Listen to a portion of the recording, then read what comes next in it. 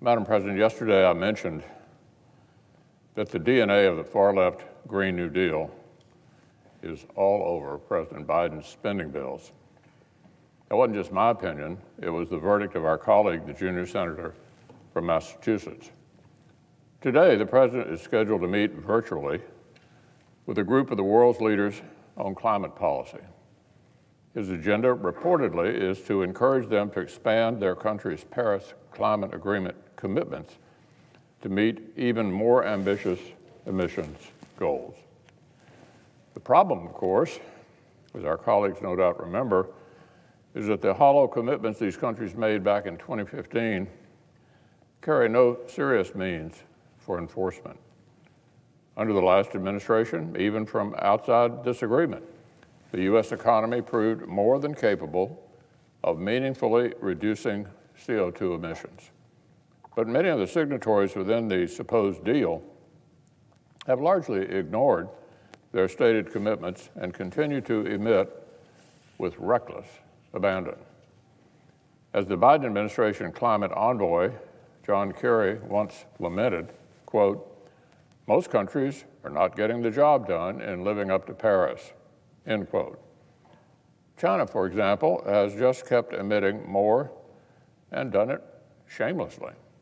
Their share of greenhouse gas emissions is now nearly double that of the United States. On a recent trip to Shanghai, Kerry tried to echo President Biden's encouragement on emissions reduction. But the kid gloves approach didn't seem too successful. China's Vice Minister for Foreign Affairs said, quote, "I'm afraid that is not very realistic," a direct quote from the Chinese government. Democrats' zeal for imposing costly environmental agendas on our own country is not something our biggest foreign competitors seem to share.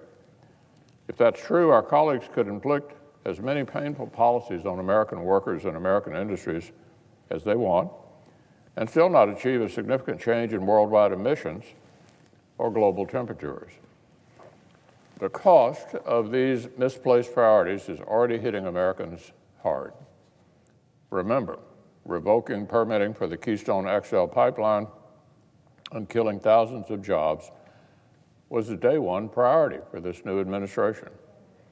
Now their so-called infrastructure plan would aim at completely decarbonizing our electric grid, which means hurting our coal and natural gas industries and putting good-paying American jobs into the shredder, borrowing money in order to kill jobs.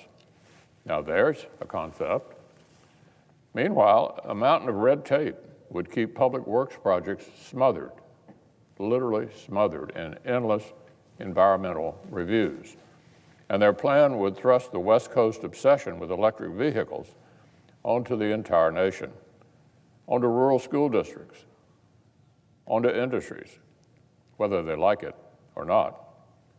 Next week, President Biden is set to address the joint session of Congress for the first time.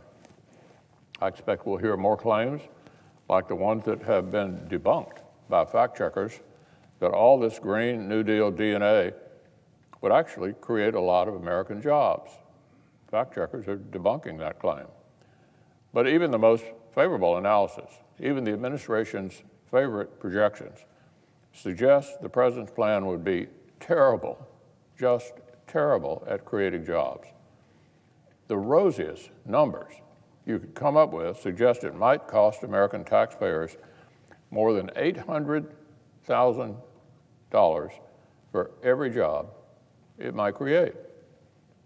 More than $800,000 per job. And Ivy League economists have calculated the plan's long-term effects on GDP, capital stocks, and hourly wages would all be negative.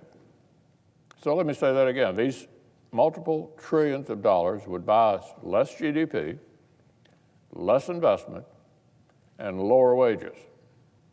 It almost takes talent to craft something that completely disastrous. So this is quite a 1-2 punch. Toothless requests of our foreign adversaries and maximum pain for American citizens.